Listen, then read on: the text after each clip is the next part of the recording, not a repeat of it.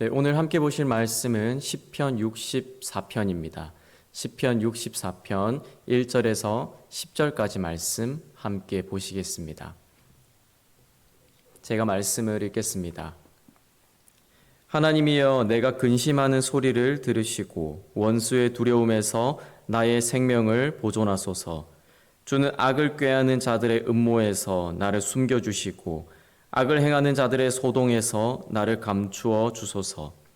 그들이 칼같이 자기 혀를 연마하며 화살같이 독한 말로 겨누고 숨은 곳에서 온전한 자를 쏘며 갑자기 쏘고 두려워하지 아니하는도다.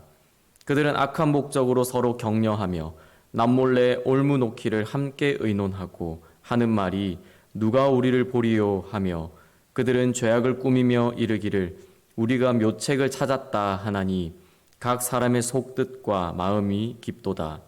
그러나 하나님이 그들을 쏘시리니 그들이 갑자기 화살에 상하리로다. 이러므로 그들이 엎드러지리니 그들의 혀가 그들을 해함이라. 그들을 보는 자가 다 머리를 흔들리로다. 모든 사람이 두려워하여 하나님의 일을 선포하며 그의 행하심을 깊이 생각하리로다. 의인은 여호와로 말미암아 즐거워하며 그에게 피하리니 마음이 정직한 자는 다 자랑하리로다. 아멘. 네, 오늘 함께 읽으신 이 시편 64편의 표제를 보면 다윗의 시라고 되어 있습니다. 다윗이 정확히 그의 인생 가운데 어떠한 때에 이 노래를 부르고 또 고백했는지는 알 수가 없지만 그가 어떤 상황 가운데 있었는지는 그의 고백을 통해서 우리가 알 수 있습니다. 다윗이 1절과 2절에서 하나님께 이렇게 기도하고 있습니다. 나의 근심하는 소리를 들어주십시오. 원수 앞에 떨고 있는 나의 생명을 지켜주십시오. 악을 꾀하는 자들의 음모에서 나를 숨겨주십시오. 악한 일을 행하는 자들의 폭동으로부터 나를 감춰주십시오. 이렇게 기도하고 있습니다. 다윗이 지금 느끼는 감정은 근심과 걱정과 염려와 두려움입니다. 그 이유는 자신을 해치려고 하는 악한 자들이 있기 때문입니다. 다윗은 지금 원수의 공격을 받고 있고 그 공격은 생명을 위협할 정도의 공격입니다. 다윗은 자신이 이렇게 공격을 받을 어떠한 이유가 없다라고 이야기하고 있는데 그렇게 당하고 있는 것입니다. 그래서 다윗은 하나님께 악한 자들로부터 자신을 보호해 줄 것을 간구하고 있습니다. 구체적으로 악한 자들이 다윗에게 어떠한 일들을 행하고 있는지 3절과 4절과 5절과 6절에서 다윗이 고백하고 있습니다. 그들은 칼날처럼 날카롭고 예리하게 자기 혀를 다듬습니다. 또 화살같이 독한 말을 겨눕니다. 그렇게 숨은 채로 죄 없는 사람을 갑자기 쏩니다.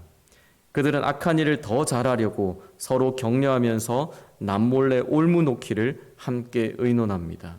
그렇게 악을 행하면서도 죄책감을 갖거나 두려워하지도 않고 도리어 누가 우리를 보겠는가, 누가 우리의 비밀을 알겠는가라고 오만한 행동을 보이고 있습니다.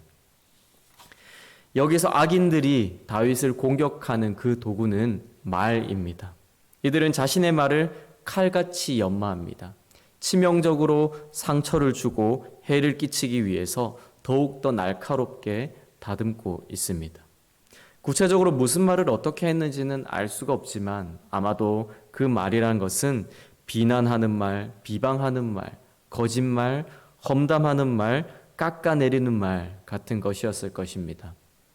그런 말들을 다윗 앞에서 하는 것이 아니라 숨어서 갑자기 쏘아대는 것입니다. 마치 골짜기에 잠복해 있는 적들로부터 기습 공격을 받는 것처럼 그래서 방어할 틈도 없이 속수무책으로 당하게 되는 것입니다.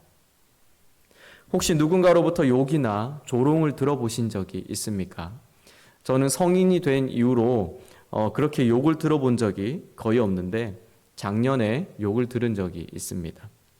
아는 사람들과 온라인으로 축구 게임을 했었던 적이 있습니다. 어쩌다 한 번씩 하는 거기 때문에 잘 못하기도 하고 또 게임을 하다 보면 실수도 할 수가 있습니다. 그런데 우리와 같은 편이었던 모르는 사람이 입에 담기도 힘든 말로 욕을 하는 것입니다. 그리고 그것뿐이었겠습니까? 상대편은 또 엄청 조롱을 했었습니다. 그때 제 감정이, 제 마음이 어떠했냐면 마치 영혼이 상하는 것 같았습니다. 저의 마음이 무너져 내리는 것 같았습니다. 단순히 게임상에서 어쩌면 그리 중요하지도 않은 것을 가지고 욕을 들어도 그렇게 마음이 상하는데, 나의 삶을 무너뜨리려고 하는 자의 독한 말을 들으면 우리의 마음이 얼마나 고통스럽겠습니까? 얼마나 우리가 원통하고 또 때로는 심지어는 숨이 멎을 것만 같겠습니까? 이처럼 말은 정말 별것 아닌 것 같지만 야고보서에서 말씀하고 있는 것처럼 그것은 정말로 파괴적인 성격을 가지고 있습니다. 우리는 우리가 원하기만 한다면 우리의 말로 다른 사람의 인생을 무너뜨릴 수가 있습니다. 최근에 인터넷에서 뉴스를 보면 연예인과 관련된 기사에는 댓글을 달 수가 없게 되어 있습니다. 왜 그렇겠습니까? 그동안 많은 사람들이 한 사람에 대해서 평가하고 판단하며 비난하고 비방하며 있지도 않은 말들을 마치 있는 것처럼 하는 그런 말들이 너무 많았기 때문입니다. 또 그로 인해서 한 사람의 생명을 빼앗는 일들이 있었기 때문입니다. 비단 연예인만 그렇겠습니까? 우리의 일상에서도 그런 일들은 얼마든지 일어날 수 있고 또 일어나고 있습니다. 심지어 교회에서도 그러한 일들은 일어날 수가 있는 것입니다. 다윗이 그러한 일들을 겪었던 것입니다. 아무런 잘못을 하지도 않았는데 생명의 위협을 받을 정도로 악한 자들로부터 말의 공격들을 받았던 것입니다. 게다가 이 악한 자들은 죄책감도 없고 누군가를 두려워하지도 않으며 도리어 자신감이 넘칩니다. 더 악을 행할 수 있도록 서로가 서로를 격려합니다. 더 괴롭힐 수 있는 방법을 찾아서 이들이 기뻐합니다. 그 어느 누구도 자신들의 악행을 알아챌 수 없을 것이다 라고 생각하기 때문에 이들은 오만하고 교만하기까지 합니다. 한 사람의 인생을 무너뜨리기 위해서 완벽한 무기를 준비했고 또 완벽하게 계획을 세웠던 것입니다. 그런데 재미있는 것은 하나님께서 이 악인들에게 화살을 쏘신다라는 것입니다. 악인들이 숨어서 갑자기 다윗에게 말의 독화살을 쏘았던 것처럼 하나님께서도 이 악인들이 예상하지 못했던 때에 예상하지 못했던 방법으로 갑자기 화살을 쏘신다는 것입니다. 악인들이 예상하지 못하는 것이 당연합니다. 왜냐하면 그들은 아무도 자신을 보지 못할 것이다. 아무도 자신들의 계획을 알지 못할 것이다 라고 생각했기 때문입니다. 그런데 하나님이 누구십니까? 하나님은 모든 것들을 보고 계시고 모든 것들을 아시는 분이십니다. 비록 다윗이 그들의 악함을 보고 사람의 속뜻과 마음이 깊어 도무지 알 수가 없다라고 고백하고 한탄을 했지만 하나님은 사람의 그 깊은 모든 것을 아시는 분이십니다. 그리고 때가 되었을 때에 하나님이 공의로 판단하시고 심판하시는 것입니다. 하나님께서 그분의 의로운 손을 드실 때에 어떠한 일들이 일어나게 되는지 8절과 9절과 10절에서 다윗이 고백하고 있습니다. 먼저 8절에서 악인들은 엎드러집니다. 그런데 그들을 해하는 무기는 그들의 혀입니다. 다윗과 죄 없는 자들을 공격했던 자신들의 말이 마치 부메랑처럼 다시 자신들에게 돌아와서 자신들을 공격합니다. 자기들이 내뱉은 말에 의해서 자기들이 엎드러지게 되는 것입니다. 마치 구약 성경의 에스더서에서 하만이 모르드게를 죽이기 위해서 좋은 계획을 세웠지만 결국 자기 자신이 높은 나무 위에 매달려 죽게 되는 것과 같습니다. 악인들이 자신들의 꾀에 걸려서 도리어 수치를 당하게 되는 것입니다. 다음으로 9절에서는 모든 사람들은 이 일을 볼 때에 하나님을 두려워하고 하나님께서 하신 일을 선포하며 하나님이 행하신 일을 깊이 생각하게 된다라고 고백합니다. 이스라엘 민족들이 출애굽할 때에 하나님께서 애굽에 행하신 일을 들었던 가나안 사람들처럼 그래서 그들이 하나님을 두려워하여서 이스라엘 민족 앞으로 나아왔던 것처럼 악인에게 공의를 행하시는 하나님을 통해서 모든 사람들이 하나님이 어떠한 분이신지 알게 되고 또 고백하게 되고 생각하게 된다라는 것입니다. 마지막으로 10절에서는 의인은 구원을 얻는다라고 말합니다. 그의 근심은 이제 즐거움으로 바뀌고 여호와께 피함으로 두려움과 불안은 사라지며 이제는 그 하나님을 자랑하게 된다는 것입니다. 그런데 사실 이 다윗의 고백은 모두 미래의 일들입니다.